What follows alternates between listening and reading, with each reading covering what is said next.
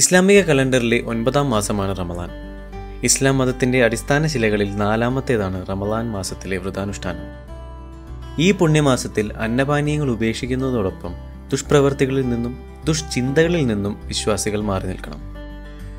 നോമ്പെടുക്കുന്നതിലൂടെയും പ്രാർത്ഥനയിലൂടെയും ദൈവത്തോട് അടുക്കാനും ആത്മീയതയെ തൊട്ടറിയാനുമുള്ള ഒരവസരമായാണ് റമദാൻ മാസത്തെ വിശ്വാസികൾ കാണുന്നത്. വൈകുന്നേരത്തെ ബാങ്കുവിളിയോടുകൂടി എല്ലാവരും പള്ളികളിലോ കമ്മ്യൂണിറ്റി ഹാളുകളിലോ തങ്ങളുടെ വീടുകളിലോ ഒത്തുചേരുകയും നോമ്പ് മുറിക്കുകയും ചെയ്യുന്നു. ഈ ഒരു ചടങ്ങിനെ ഇഫ്താർ എന്ന് വിളിക്കുന്നു. നോമ്പുകാലത്ത് നടത്തുന്ന ഇഫ്താറുകൾ ജാതിമത വേർതിരിവുകൾക്കും വലിപ്പചെറുപ്പങ്ങൾക്കും അപ്പുറം ഐക്യം എന്ന സന്ദേശം സമൂഹത്തിലേക്ക് എത്തിക്കുന്നു. ലോകമെമ്പാടുമുള്ള 200 കോടിയോളം വരുന്ന മുസ്ലിങ്ങൾ ഇഫ്താർ എന്നതുകൊണ്ട് അർത്ഥമാക്കുന്നത് എന്താണ്? ലോകമെമ്പാടുമുള്ളവരുടെ അഭിപ്രായം അറിയാൻ സാധിക്കില്ലെങ്കിലും കേരളത്തിലുള്ള മുസ്ലിം വിശ്വാസികൾക്ക് ഇഫ്താർ എന്നത് എന്താണെന്നറിയാൻ നമുക്ക് രണ്ടുപേരെ പരിചയപ്പെടാം. അസ്സലാമു അലൈക്കും. ഞാൻ രേഷ്മ ഖാദർ. ഞാൻ ട്രിവാൻഡ്രം സ്വദേശിയാണ്. ഞങ്ങളുടെ ഇവിടെ നോമ്പുതുറ എങ്ങനെയാണെന്ന് വെച്ചാൽ ഈന്തപ്പഴവും ഒരു ഗ്ലാസ് നാരങ്ങ വെള്ളവും പിന്നെ അതിൻ്റെ കൂടെ കുറച്ച് ഫ്രൂട്ട്സും ജ്യൂസ് പിന്നെ ഒരു സ്നാക്ക് ഐറ്റം കൂടെ കാണും. സ്നാക്ക് ഐറ്റം എന്ന് പറയുമ്പം ഓരോ ദിവസം ഓരോ വിഭവങ്ങളായിരിക്കും ഉണ്ടാക്കുന്നത്.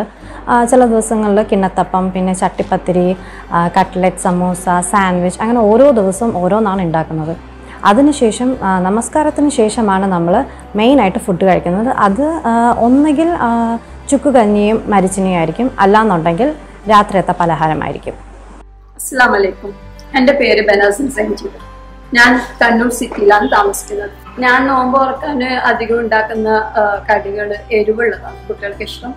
അപ്പം കട്ട്ലേറ്റ്, സമോസ, സ്പ്രിംഗ് റോള്, പിന്നെ ഇറച്ചിപ്പത്തല്, പിന്നെ ഉന്നക്കായ, ക്യാരറ്റ് പോള, കൽമക്കായ നിറച്ചത്, അതൊക്കെയാണ് അധികം ഉണ്ടാക്കാറ്. പണ്ടൊക്കെ റമദാൻ ആഘോഷിച്ചിരുന്ന രീതിയൊക്കെ വ്യത്യസ്തമായിരുന്നു. കാലക്രമേണ അതൊക്കെ മാറി.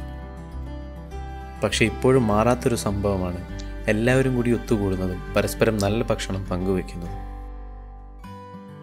എല്ലാ തിരക്കുകളും മാറ്റിവെച്ച് നമ്മുടെ കുടുംബാംഗങ്ങൾ എല്ലാവരും ഒത്തൊരുമിക്കുന്ന ഒരു ദിവസമാണിത്.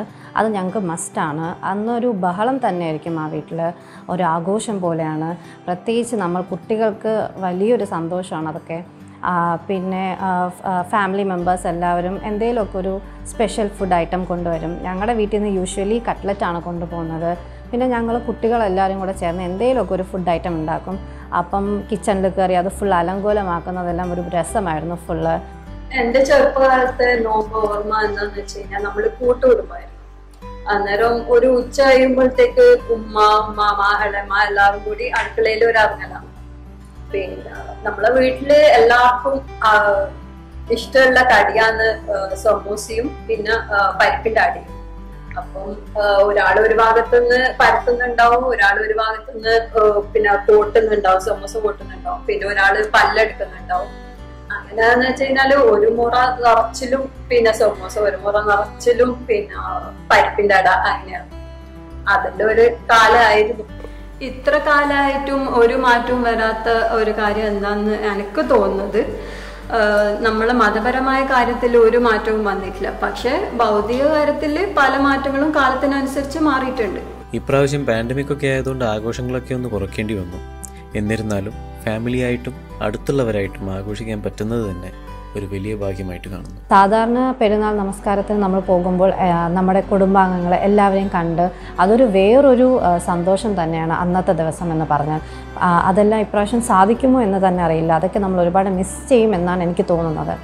അതുപോലെ തന്നെ ഇപ്പോൾ നോമ്പ് തുറക്കാൻ പള്ളിയിൽ പോകാൻ പറ്റാത്തതിൽ വിഷമമുണ്ടെങ്കിൽ പോലും അതിൽ നിന്ന് നമ്മൾ സന്തോഷം കണ്ടെത്തുന്നത് നമ്മുടെ വാപ്പാടെയും സഹോദരങ്ങളുടെയും കൂടെ ഒരുമിച്ചിരുന്ന് നോമ്പ് തുറക്കാൻ പറ്റുന്നു എന്നുള്ളതാണ്. നമ്മൾ കണ്ണൂർ സിറ്റിക്കാർക്ക് നോമ്പിന് ചിരണ്ടി, കച്ച്, പിന്നെ ഉപ്പിലിട്ടത് അതെല്ലാം ഭയങ്കര പ്രിയപ്പെട്ട ഒരു കാര്യമായിരുന്നു. പക്ഷെ ഇപ്പോൾ കോവിഡ് വന്നതിന് ശേഷം അതൊന്നും ഇപ്പോൾ ഇല്ല. പിന്നെ ഒന്ന് മിസ്സാകുന്ന എന്താണെന്ന് വെച്ച് കഴിഞ്ഞാൽ നമ്മളെ കുടുംബക്കാർ ഒന്നിച്ചിട്ട് നോമ്പ് തുറക്കൽ, ഓരോരാളുടെ കസിൻസിൻ്റെ വീട്ടിലൊന്ന് പോയിട്ട് ഇപ്പം അതൊന്നും പോകാൻ പറ്റുന്നില്ല കോവിഡ് കാരണം.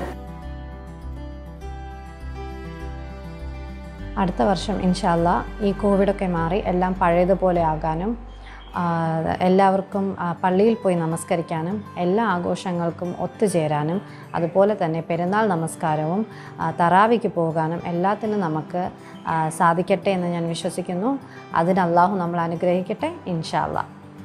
റമദാൻ മാസം നമ്മൾ അള്ളാഹിനോട് കൂടുതൽ അടുക്കാനും പിന്നെ നമ്മൾ ചെയ്തു പോയ തെറ്റുകുറ്റങ്ങൾ പുറത്തു തരാനും ദുആ ചെയ്യാനും സദക്ക കൊടുക്കാനുള്ള ഒരു മാസമാണിത്.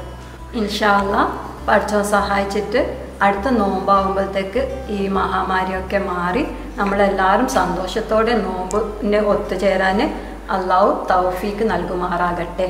മതപരമായ ആചാര അനുഷ്ഠാനം എന്നതിനപ്പുറം നോമ്പിന് വിശാലമായ അർത്ഥതലങ്ങളുണ്ട്.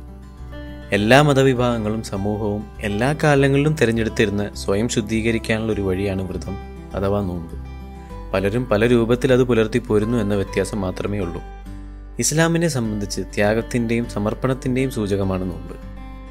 വിശപ്പിൻ്റെയും ദാഹത്തിൻ്റെയും കഠിനാവസ്ഥ സ്വയം അറിയുന്നതോടുകൂടെ ദരിദ്രരോടും പാവപ്പെട്ടവരോടുമുള്ള അനുകമ്പ ഏതൊരു മനുഷ്യനിലും ഉണരുന്നു. ഏതൊരാഘോഷത്തിലെയും എന്ന പോലെ നല്ല ഭക്ഷണം പങ്കുവെച്ച് എല്ലാവരെയും ഒരുമിപ്പിക്കുകയും ഒരു സെൻസ് ഓഫ് കമ്മ്യൂണിറ്റി ഉണ്ടാക്കിയെടുക്കുമ്പോഴുമാണ് കുടുംബങ്ങൾക്ക് റമദാൻ സ്പെഷ്യലാകുന്നത്.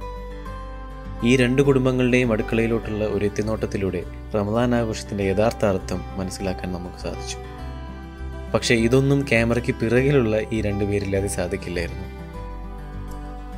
എല്ലാവരോടും സ്നേഹത്തോടെയും ദയയോടെയും ഇരിക്കാൻ ഈ പുണ്യമാസത്തിൽ നമുക്ക് സാധിക്കട്ടെ. പിന്നെ ഭക്ഷണം പങ്കുവയ്ക്കാൻ മറക്കല്ലേ.